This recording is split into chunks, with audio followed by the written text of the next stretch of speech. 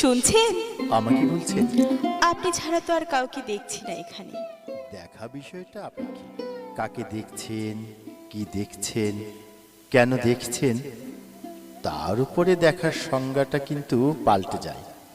যাই হোক, বলুন। আমি শহরে একদম নতুন, ঘুরতে বেরিয়েছিলাম, তারপর পথ হারিয়ে ফেলেছি। আপনি কি বলতে পারেন এই রাস্তাটা কোথায় গেছে? আমরা সবাই হারিয়েছি কোনো না কোনো পথের বাঁকে। আর রাস্তার কথা যদি বলেন, তাহলে তো প্রশ্নটা অনেক জটিল। আপনি কি সবার সাথে এমন হেঁয়ালি করে কথা বলেন, নাকি মেয়েদের দেখলে? মিথ্যে বলবো না। শাড়ি পরা সুন্দরী রমণীদের দেখলে আমার ভেতরের বুনো কবিটা বাইরে বেরিয়ে আসতে চায়। ভেতরের ছটফটি শব্দগুলো সুবোধ বালকের মতো লাইন দিয়ে সামনে দাঁড়ানো জীবন্ত কবিতাকে দেখতে পায়। আচ্ছা, এবার বুঝলাম আপনি তাহলে কবি। সেটাই ভাবছিলাম, কবি না হলে এভাবে ইনিয়ে বিনিয়ে অচেনা অজানা একজনের প্রশংসা কেউ করতে পারে না। প্রশংসা শব্দের মধ্যে একটা স্বার্থের ছায়া আছে। আপনার উপরে সেই ছায়া পড়ুক, সেটা চাই না। এবার কষ্ট করে বলবেন কি এই পথটা কোথায় গেছে? এই পথ আপনাকে অনেক জায়গায় নিতে পারে, দিগন্তেও নিতে পারে, গন্তব্যেও নিতে পারে। আপনি কোথায় যেতে চান সেটা বলুন। আপনি লোকটা কিছুটা পাগল হলেও কথাগুলো কিন্তু বেশ লাগছে শুনতে।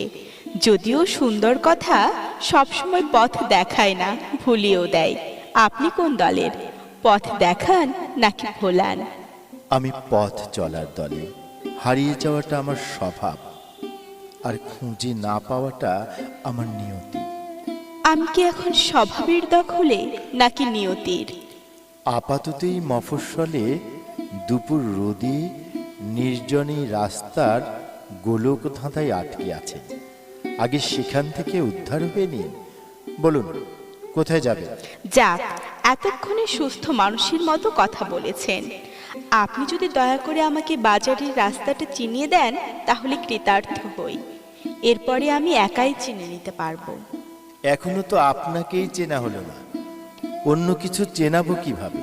আমার সাথে দু এক পা পথ চলতে আপত্তি না থাকলে আপনাকে কিছু দূর এগিয়ে দিতে পারি। আপনাকে ক্ষতিকারক মনে হচ্ছে না, যাওয়া চলে। দুপুর রোদে একজন ভদ্র মহিলার সাথে পাশাপাশি হেঁটে যাওয়া বেশ রোমান্টিক। কিন্তু আবার শুরু করলেন? চলুন এগিয়ে যাই। নেমেই যখন পড়েছি, তখন পথটাকে চিনে নেওয়া কর্তব্য। কিভাবে হারালেন এই শহরে? চাকরির সুবাদে গত পরশু এসেছি, উঠেছি অফিসের কোয়ার্টারে। আজকে বেরিয়েছিলাম শহরটাকে দেখতে, বের হয়েই এই বিপত্তি। এই বিপত্তিতে আমার কিন্তু আপত্তি নেই। রোজ রোজ তো আর এই সৌভাগ্য হয় না। আপনার কথা কিছু বলুন। আচ্ছা দাঁড়ান, আপনার মতো করে বলি। নেমেছি যখন, তখন পথটাকে চিনে নেওয়া কর্তব্য। কি বলেন? বিশেষ কোনো বিশেষণ নেই আমার। ছড়ায়ে বিশ্বলোক, আমি বিশ্বের রূপ খুঁজি। হারায়ে স্বপ্নলোক, আমি স্বপ্নের দিশা খুঁজি। চেনা কি গেল আমাকে? তোমায় চেনার ইচ্ছে নেই, পথের শেষে যাই, শেষে গিয়ে আবার আমি গোলক ধাঁধা পাই। এই কবিতা টবিতা পড়েন বলে মনে হচ্ছে। কেন, সেটা কি শুধু আপনার সম্পত্তি? একদম না। আমি কবিতা জমিয়ে রেখে তাকে সম্পদ বানিয়ে ফেলি না, পেলেই দিয়ে দিই অন্যকে। তা না হলে কবিতা জমে গিয়ে ধুলো পড়ে। কবিতার শরীর থেকে ধুলো ঝাড়তে ইচ্ছে করে না। তো আপনার সেই অন্যরা কে? গাছের পাতা, রাতের অন্ধকার, খোঁপার চুল, শাড়ির কুঁচির ভাঁজ, আরো কত কি। এখন বুঝতে পারছি। এই দুপুর রোদে কেন আপনি দাঁড়িয়েছিলেন, কবিতা লিখছিলেন বুঝি? শুরু করেছিলাম জানেন, এরপর আপনাকে দেখে শব্দটা যে কোথায় গিয়ে লুকিয়ে পড়লো, কি করি বলুন তো? দুপুর রোদে মনের কোণে শব্দরা আজ নিরুদ্দেশ।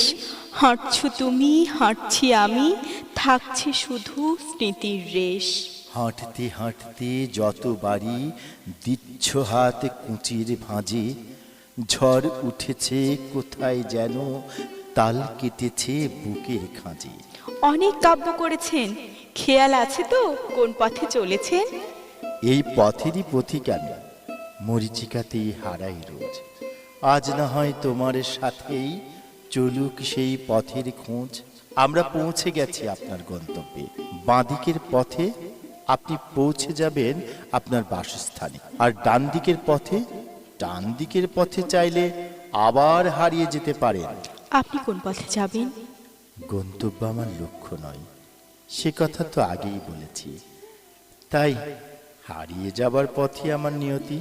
আবার দেখা হবে? হ্যাঁ, অবশ্যই।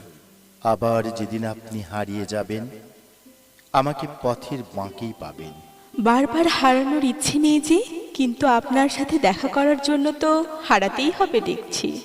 ভালো বলেছেন, অসুবিধে নেই, আমি খুঁজে নেব। এবার বিদায়। আপনার পথ অপেক্ষা করছে আপনার জন্য। দেখা হবে, একেবারে হারিয়ে যাবেন না কিন্তু।